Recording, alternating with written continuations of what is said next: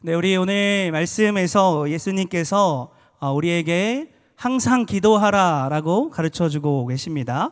여러분, 항상 기도하라라는 것은 어떤 뜻일까요? 항상 기도하라. 우리가 너무나도 잘 알다시피 1분 1초 쉬지 않고 계속해서 기도해야 된다라는 것을 알려주는 것은 아닐 거라는 것을 잘 아실 겁니다. 그래서 정말 예수님께서 가르쳐 주신 그 사명을 감당하지도 않고 정말 우리 삶에서 각자 개개인이 해야 하는 그 역할들을 감당하지도 않고 그저 기도만 해야 된다, 이런 뜻은 아닐 것이라는 것을 우리가 너무나도 잘 알 거라고 생각합니다. 예수님께서 항상 기도해야 된다라고 이야기하는 것은 기도의 연속성에 대해서 이야기하고 있는 것입니다. 기도의 연속성이라고 하는 것은 우리가 꾸준하게 변함없이 기도해야 함을 이야기하는 것이죠. 그러니까 우리가 오늘 내가 기도했다라고 해서 이번 주에 우리의 기도가 끝났다라는 것이 아니라 내가 오늘 기도하였어도 바로 다음 날도 우리가 또 기도하고 매일매일의 삶에서 새로운 하나님과 다시금 우리가 만나는 그러한 시간들이 우리에게 필요하다라는 것이 바로 항상 기도해야 된다라는 예수님의 가르침입니다. 그래서 예수님께서는 항상 기도해야 된다라는 이 사실을 비유를 통해서, 이제 오늘 본문에서 이 비유를 통해서 우리에게 가르쳐주고 있는데, 바로 이 예수님의 비유에서 등장하는 인물이 이 과부라는 인물입니다. 이 과부가 재판장에게 계속 찾아가서 요구했던 이 간청의 내용이 뭐냐면 원수에 대한 원한을 풀어달라고 이 재판장에게 간청하죠. 근데 이 재판장이 이 과부의 간청을 들어줍니까? 들어주지 않아요.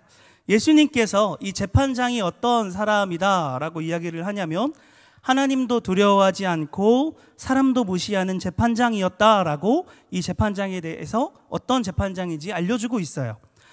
우리가 주일에 담임 목사님의 설교를 통해서 그 정말 유명한 설교자가 있었는데 그 유명한 설교자가 하나님의 말씀을 전했다가 죄를 지어서 감옥에 갇혔던 이유가 사랑이 식어서가 아니라 하나님을 두려워하지 않았기 때문이라고 우리에게 알려주셨습니다.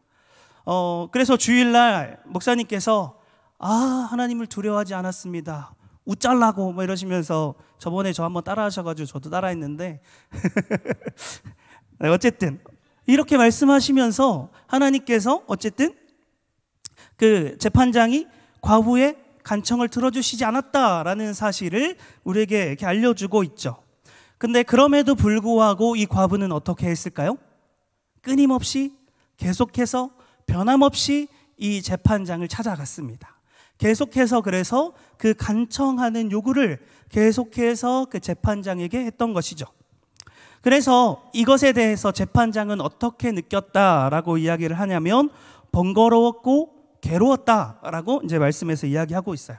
이 번거로웠다라는 것을 원어적인 의미를 조금 더 보면 맞을 때의 고통이나 또는 육체적인 노동으로 인하여서 피로함에 대해서 이야기할 때 단어가 이 번거롭다라는 단어이고, 또 이 괴롭게 한다라는 이 단어는요, 또 좀 더 원어적인 느낌을 보면 권투 선수가 눈 아래를 이렇게 치는, 눈 아래를 쳤다라고 하는 단어가 이 괴롭혔다라는 단어거든요.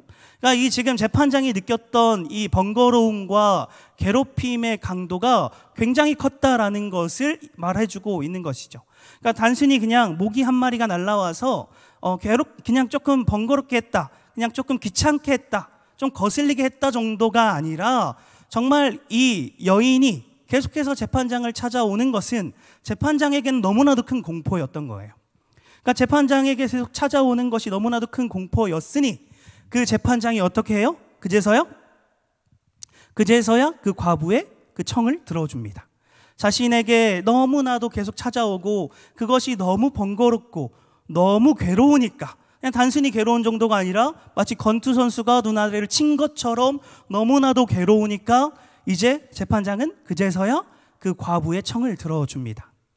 예수님께서는 이것을 이야기하면서 우리에게 이렇게 말씀해 주셔요. 이렇게 불의한 재판장도 간청하면 들어주는데 하나님께서도 우리의 기도를 들어주시지 않겠느냐라고 우리에게 말씀해 주시죠. 그렇다면 예수님의 말씀을 이렇게 이해한다면 그러면 우리는 하나님께 끊임없이 기도해서 하나님을 괴롭혀서, 하나님을 귀찮게 만들어서 우리가 원하는 것을 얻어내는 것, 그것이 정말 기도일까요? 우리가 정말 열심히 매일매일 하나님을 너무 귀찮게 해가지고 하나님이 우리가 기도하는 걸 공포스러워 해가지고 그래서 그제서야 하나님께로부터 무언가를 얻어내는 것, 예수님께서는 이것을 이야기하고 있는 것일까요? 그렇지 않을 것입니다. 예수님께서 지금 이야기하고 있는 이 방법은요, 그 당시 유대인들이 자주 사용했던 수사 기법입니다. 어떤 방법이냐면 작은 것을 사용해서 작은 것과 큰 것을 비교해서 그 큰 것의 논지를 더 강화시키는 거예요. 예를 들어서 이야기하자면 깐난장이 아기가 기어다닐 수만 있는 깐난장이 아기가 있다고 합시다. 잠깐 한눈판 사이에 그 깐난장이 아이가 눈에 보이지도 않을 만큼 멀리 갔어요. 그래서 그 깐난장이 아이가 기어다니는 그 깐난장이 아이가 이렇게 순식간에 멀리 갔는데 걸어가 다닐 수 있고 뛰어다닐 수 있는 성인이라면 얼마나 더 멀리, 얼마나 더 빨리 갈 수 있겠느냐. 마치 이런 이야기와 맥락이 비슷하다라는 것이죠. 깐난장이와 그 다 큰 성인은 앞으로 나아갈 수 있다라는 것 말고는 공통점이 없습니다. 그러나 앞으로 나아갔지만 그 깐난 아이가 간 것보다 성인은 더 멀리, 더 빨리 갈 수 있다라는 것을 나타내는 논지를 강화시키는 것이죠. 마찬가지로 오늘 예수님께서 이 비유를 이야기하시면서 말씀하시는 것은 불의한 재판장이 불의했어요. 그래서 자기 자신의 유익을 위해서 재판을 했어요. 이 자는 과부가 어떠한 일을 겪었는지 전혀 관심도 없었고 과부가 왜 자꾸 자기를 찾아오는지는 전혀 관심 없어요.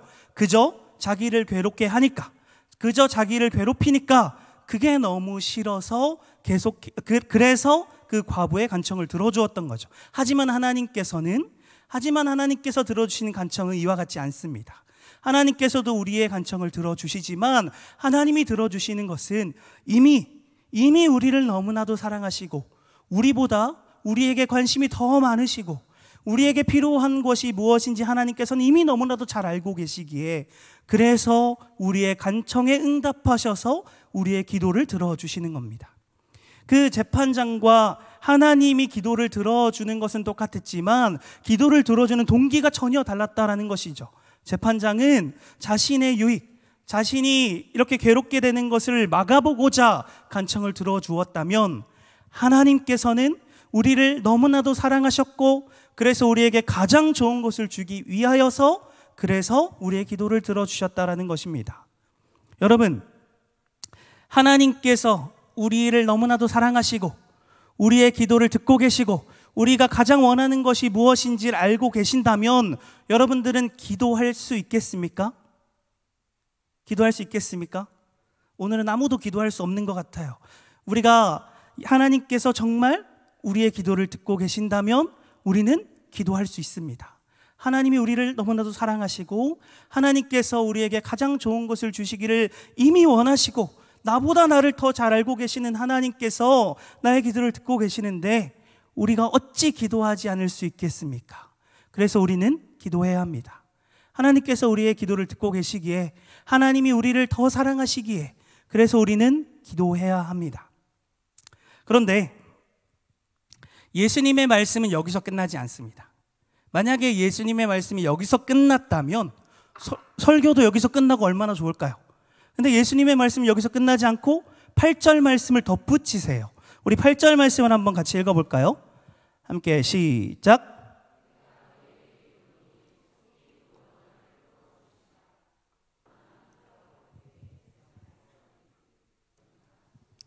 네, 예수님께서 갑자기 뭐라고 얘기하시냐면 그러나 인자가 올 때에 세상에서 믿음을 보겠느냐 하시니라 라고 이야기하세요. 그 당시 사람들은 전혀 이해할 수 없는 말을 갑자기 이야기하시는 거죠. 예수님께서 눈앞에 계시는데 그 예수님이 눈앞에 계시는데 인자가 올 때라고 얘기해요. 그 사람들은 이게 무슨 말인지 몰랐을 거예요. 그 당시 사람들은. 그리고 또한 기도에 대해서 갑자기 쭉 얘기하시다가 예수님께서는 믿음에 대해서 이야기하세요. 예수님은 갑자기 그 당시 사람들이 이해할 수 없는 말을 이야기하고 있다라는 것이죠. 우리가 이것을 이해하기 위해서는요, 두 가지를 먼저 이해해야 합니다. 먼저 첫 번째는 과부가 재판장에게 갔던 그 이유, 그래서 간청했던 그 이유의 내용들을 조금 더 자세히 보아야 돼요. 그리고 오늘 본문 18장 1절부터 8절까지의 이 본문 바로 전에 17장의 마지막 부분에 예수님께서 뭐라고 말씀하셨는지의 그 내용을 먼저 보고 그 다음에 18장을 봐야 돼요. 그래야 이 8절의 말씀이 연결이 돼서 우리가 이해할 수 있게 됩니다. 그럼 먼저 과부의 내용을 먼저 봅시다. 그럼 그 당시에 과부는 어떤 자였습니까? 그 당시에 과부? 그 당시에 과부는요, 경제활동을 아예 할 수 없는 자였어요. 그래서 그 당시에 여자들, 그 당시에 여성들은요, 반드시 남성이 있었어야 경제활동을 할 수 있었죠. 그러니까 딸은요, 아버지가 필요했었고, 아내는 남편이 필요했었고, 하물며 과부는 아들이 필요했어요. 그래야 여성들은 그 당시에 경제활동이 할 수 있었고, 그 당시에 먹고 살 수 있는 문제가 해결됐어요. 근데 지금 과부가 되었다라는 것은 어떤 말이에요? 최소한의 먹고 살 수 있는 문제조차 보장되지 못하는 삶이 되었다라는 것을 이야기하는 거죠. 그 당시의 과부의 삶은 너무나도 비천했습니다. 남편이 없어졌기 때문에 할 수 있는 것이 아무것도 없는 상태가 되어버린 것이 바로 과부였어요. 이러한 과부가 재판장을 찾아갑니다. 그리고 그 재판장에게 요구한 것이 무엇입니까? 원수에 대한 나의 원한을 풀어달라고 이야기합니다. 여기서 말하는 이 원한은 무엇일까요? 그 원수에 대해서 철저하게 복수해줘서 그 원수가 내 눈앞에 띄지도 못하게 해달라는 이야기가 아니라 정의와 공의가 실현되게 해달라는 간청이었습니다. 이게 무슨 말이냐면 그 당시에 과부가 경제활동도 할 수 없고 정말 사회적으로 도태되어 있는 사람이라고 할지라도 과부를 위한 법도 있었어요. 그러니까 예를 들면 만약에 남편이 죽게 되면은 그 남편의 재산이 있을 것인데 그 남편의 재산을 과부가 그대로 상속받을 수는 없었어요. 과부가 그대로 상속받을 수는 없었지만 누군가는 그 남편의 재산을 상속받았을 것이고 그 상속받은 사람은 그 남편의 재산으로 과부를 도와줘야 했었던 의무가 있었습니다. 그러니까 그 과부에게 최소한의 법은 그 남편의 재산을 통하여서 살아낼 수 있는 최소한의 도움을 받을 수 있었다라는 것이죠. 아니면 남편이 죽어서 과부가 된 것이 아니라 이혼을 해서 만약에 과부가 되었다면 이 여인이 처음에 그 남편의 가정에게 주었던 지참금을 돌려받았어야 돼요. 그래서 이 과부에 대한 법은 최소한 이 정도는 있었습니다. 그래서 과부가 아마도 재판장에게 찾아가서 정의와 공의가 실현될 수 있도록 해달라고 했던 간청은 그 자신이 받아야 되는 그 최소한의 법이 실현될 수 있도록 해달라는 간청이었을 거예요. 그러니까 그가 만약에 남편이 죽었으면 최소한의 도움, 아니면 남편과 이혼했으면 그 지참금을 받을 수 있도록 해달라라는 것이죠. 그 의무를 해야 되는 사람은 그 의무를 다하지 않았기 때문에 이 바로 여인이 재판장에게 찾아가서 그 법이 실현될 수 있도록 해달라는 간청을 하였던 것일 거예요. 여러분, 이 과부의 간청은요, 우리가 이미 삼시세끼를 먹고 있는데 거기서 더 맛있는 것을 먹게 해달라는 간청이 아니었어요. 내가 오늘 점심에 닭고기를 먹었기 때문에 오늘 저녁에는 닭고기를 먹을 수 없습니다 라는 간청이 아니라고요. 내가 오늘 쉴 수 있는 집이 있고 잘 수 있는 집이 있음에도 불구하고 내가 더 좋은 집을 갖기 원합니다라고 하는 간청이 아니었어요.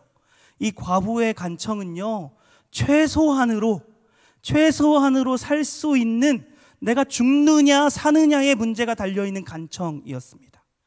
그 과부의 생존권이 걸려있는 문제였다는 것이죠.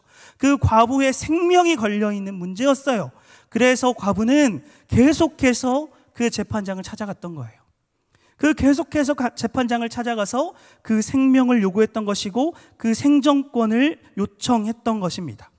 여러분, 성경에 보면요, 성경은 계속해서 지속적으로 그 사회적 약자에 대해서 하나님께서 돌보시는 것에 대해서 계속 성경은 이야기합니다.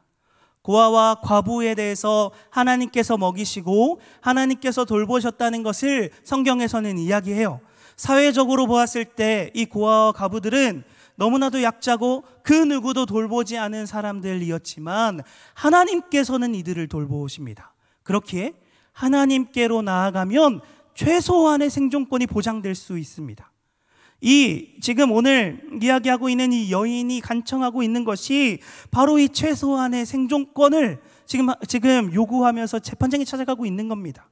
그래서 이 재판장도, 이 불의한 재판장도 이 간청에 들어줬는데 하물며 하나님께서 들어주시지 않겠느냐, 하물며 하나님께서 들어주시지 않겠느냐라는 이야기의 내용인 것이죠.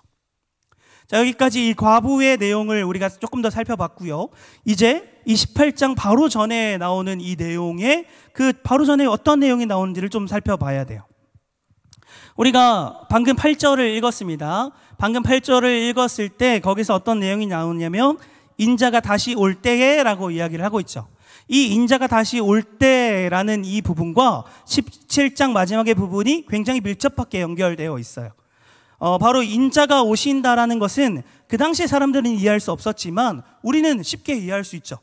예수님께서 다시 오시는 그 마지막 때에 대해서 이야기하고 있는 것이라는 것을 우리는 쉽게 알 수 있습니다. 바로 17장이 이야기하고 있는 부분이 그런 부분이에요. 예수님이 오시는 그 마지막 때에 대해서 이야기를 하고 있습니다. 예수님께서 언제 다시 오실지는 정확하게 알 수는 없지만 예수님께서 반드시 올 것이다.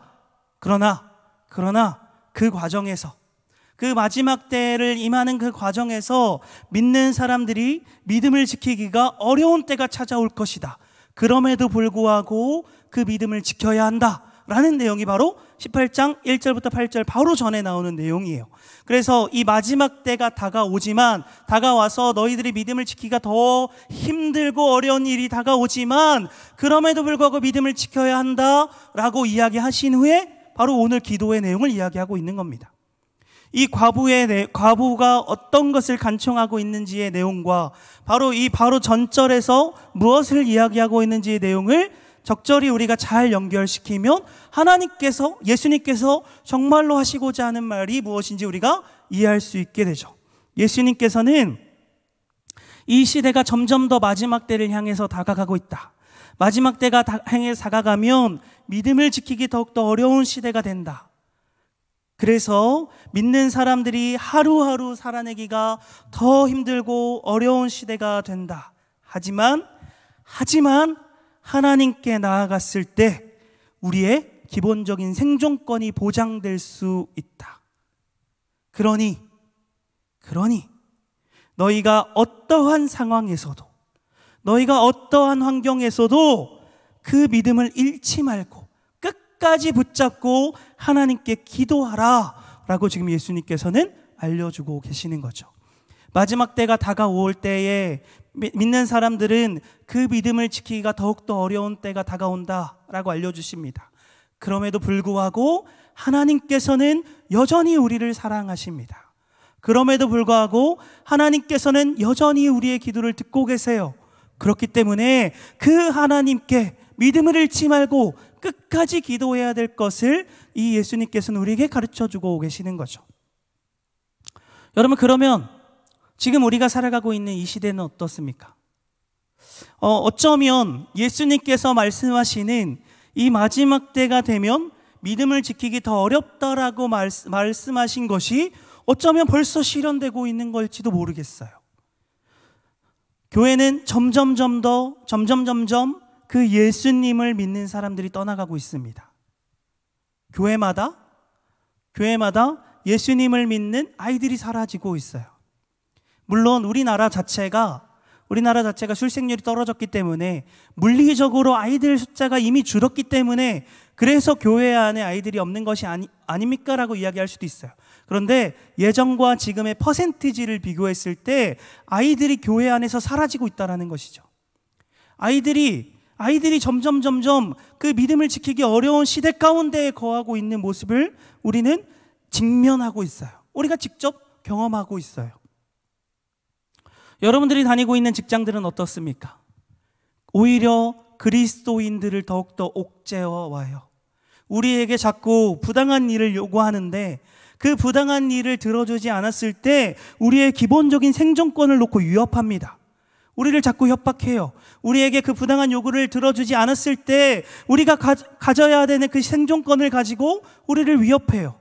세상이 자꾸 우리가 믿음을 가질 수 없도록, 세상이 자꾸만 우리가 그 유혹 속에 빠지도록 우리를 자꾸만 유혹해요. 요즘 있는 현재의 직업군들을 조금 살펴보니까 주의를 지키기 어려운 직업군들이 너무나도 많더라고요. 특히 자영업 하시는 분들은 그 주일 하루를 쉰다는 것이 얼마나 큰 믿음의 결단으로 주일을 쉬고 있습니까? 그 하루를 쉬는 것에 얼마나 큰 손해가 심한데, 그래서 그 믿음의 결단으로 얼마나 쉬고 있어요. 우리 점점 이 세상은요, 우리가 주일을 거룩하게 지키는 것을 자꾸 방해해요. 우리가 하나님 앞에 나아가서 예배하는 것을 자꾸 방해해요. 우리가 그리스도의 이름으로 살아내려고 하는데, 그리스도의 이름으로 살아내려고 하면 할수록 우리를 더욱더 계속 방해하고 우리를 계속해서 옥죄어 온다고요. 우리가 예수 그리스도의 이름을 높이지 않도록, 예수 그리스도의 이름을 찬양하지 않도록, 우리가 하나님을 섬기지 않도록 세상은 자꾸 만들어요. 이 세상이 우리로 하여금 하나님과 자꾸만 분리시켜요. 여러분, 우리가 좀 전에 과부를 살펴봤어요. 이 과부를 살펴보았을 때 이 과부가 이 세상과 직면했을 때의 그 막막함이 어땠을까요? 물론 우리가 그 심정을 다 이해할 수는 없겠죠. 그 당시에 과부의 상태가 어땠는지 우린 정확하게 모르고, 그 과부의 심정이 어땠는지 정확하게 알 수는 없겠지만, 최대한 한번 표현해 보자면 우리가 맨몸으로 가시덤불에 던져지는 것과 같지 않을까 생각합니다. 어쩌면 우리도 점점 그 시대를 향해서 달려가고 있을지 몰라요. 이 세상이 우리를 자꾸만 가시덤불과 같이 우리를 위협해요. 근데 우리의 몸은 한꺼풀 한꺼풀 옷이 벗겨지며 맨몸으로 그 가시덤불로 자꾸 들어가는 그 시대 가운데 우리는 점점 나아가고 있을지 모르겠습니다. 우리가 계속해서 더 믿음을 지키려고 하면 오히려 우리가 기본적으로 가져야 되는 그 생존권, 기본적으로 먹어야 되는 그 먹을 것마저, 오히려 그 생명 가지고 우리를 위협하는 세상이 바로 지금 우리가 살아가는 시대, 어쩌면 앞으로 다가올 시대일지 모르겠습니다. 여러분, 이러한 시대 가운데에 믿음을 지키실 수 있겠습니까? 이렇게 우리를 옥죄어오고 그리스도의 이름을 믿을 때 오히려 더 우리를 핍박하려고 하고, 오히려 그리스도의 이름을 믿으려고 나아가는 우리들의 존재를 오히려 더 계속해서 박해하는 그 시대에 여러분들은 믿음을 지킬 수 있습니까? 바로 이러한 우리를 향하여서 예수님께서 우리에게 가르쳐주고 계세요. 앞으로 어떠한 시대가 다가오더라도, 앞으로 너희에게 어떠한 환경이 펼쳐질지라도, 앞으로 너희가 살아갈 그 모든 환경 속에서 어떤 어려움과 어떤 고난과 어떤 하나님의 이름으로 나아갔을 때 어떤 불의함을 마주칠지라도 하나님께서는 여전히 너희를 사랑하신다. 하나님께서는 여전히 너희와 함께 하신다. 그러니 끝까지 변하지 않고 꾸준히 계속해서 기도하라. 예수님께서는 바로 이러한 가르침을 우리에게 해주고 있는 것입니다. 여러분, 물론 기도한다고 해서 우리가 기도하는 그 순간 모든 것이 다 응답받지는 않아요. 때로는 하나님의 기도가 너무나도 더딜 때도 있어요. 하나님께 기도하면 모든 것이 해결될 줄 알았는데 때로는 내 생각과 다를 때가 너무나도 많죠. 그럼에도 불구하고 하나님께서 나를 너무나도 사랑하신다는 것을 알고, 그럼에도 불구하고 하나님께서 나에게 가장 좋은 것을 주실 것을 알고, 하나님이 나를 이끌어 가시는 그 길이 가장 선한 길임을 안다면 우리는 기도해야 합니다. 우리는 기도해야 돼요. 하나님께서 우리를 가장 선한 때에, 가장 좋을 때에, 우리가 받기 합당할 때에 우리에게 가장 좋은 것을 허락하실 거예요. 믿으십니까, 여러분? 그렇다면 우린 기도해야 합니다. 그렇다면 우린 기도해야 돼요. 어떠한 상황이 펼쳐질지라도, 어떠한 상황이 우리에게 다가올지라도, 어떠한 상황이 우리가 막닥뜨릴지라도, 어떠한 위험 가운데에 어떠한 불의가 찾아올지라도 우리는 기도해야 돼요. 설령 나의 직장에서 하나님께서 하나님의 이름으로 살아가는데 오히려 그것 때문에 핍박을 받을지라도, 설령 나의 일상을 위협하는 일들이 일어난다고 할지라도, 더 나아가서 나의 가족들을 위협한다고 할지라도 우리는 하나님의 이름으로 하나님께 기도할 줄 알아야 합니다. 우리가 바로 어떠한 상황에서도 하나님이 우리를 돌보시고 우리의 모든 생존권이 하나님께 있다는 것을 믿는 자라면 간절히 하나님께 기도할 수 있는 자여야 합니다. 여러분, 하나님께서는 우리를 보호하시고 우리의 기본적인 생존권을 우리에게 허락하시고 우리의 모든 생명이 하나님께 있습니다. 그러니 우리는 하나님께 기도하지 않을 이유가 없습니다. 이곳에 있는 우리 모두는 정말 그 하나님을 간절히 붙잡고 나의 모든 것이 하나님께 달려있음을 알고 나의 모든 것이 하나님께 달려있어서 하나님이 나의 길을 인도하시는데 하나님이 인도하시는 그 길이 가장 선한 길임을 알기에 간절히 끝까지 포기하지 않고 계속해서 꾸준히 기도할 수 있는 주님의 귀한 성도들이 되기를 주의 이름으로 간절히 축복합니다. 오늘 우리 말씀을 정리하려고 합니다. 오늘 말씀은 예수님께서 계속해서 우리에게 기도하라라는 사실을 알려주고 있어요. 참 이 꾸준히 기도한다라는 것이 제일 어려운 것 같아요. 참 우리가 무언가 한 가지를 놓고 그것을 위해 간절히 기도할 수는 있어요. 그런데 그것이 시간이 지나고 뭔가 하나님이 내 기도를 들어주지 않는 것 같고 그러면 어느샌가 내 기도가 멈춰버리죠. 또한 내 삶이 그렇게 간절한 순간이 있지 않고 그냥 평안한 순간을 살아갈 때는 때로는 기도를 잃어버리고 살아갈 때도 너무나도 많죠. 우리의 모든 삶이 기도가 되어야 합니다. 예수님께서 우리에게 가르쳐 주신 것은 어떠한 상황에서도 기도가 끊이지 않아야 될 것을 우리에게 가르쳐 주고 있어요. 그것이 우리에게 찾아왔던 어려운 순간, 불의의 순간, 안타까운 순간이 아니라 정말 행복한 순간, 정말 기쁨의 순간이라고 할지라도 그 기도가 멈춰서는 안 되는 것을 우리에게 가르쳐 주고 있습니다. 우리는 계속해서 꾸준하게 기도해야 돼요. 그런데 이 꾸준히 기도한다는 것이 너무 어려운 것 같아요. 그 기도할 때 하나님께서 우리의 기도를 듣고 계시고, 기도할 때 하나님께서 우리의 기도를 응답하시고, 기도할 때 하나님 절대로 우리 외면치 않으시고, 기도할 때 하나님께서 가장 선하게 이루시는 것을 믿으시길 소망합니다.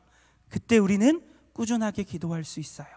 그때 우리는 하나님께 전적으로 모든 걸 내어놓을 수 있습니다. 우리 모두가 바로 하나님께 전적으로 모든 걸 내어놓을 수 있는 귀한 주의 자녀가 되기를, 나의 생존권과 생명을 하나님께 보장받을 수 있는 귀한 성도가 되기를 주의 이름으로 간절히 축복합니다.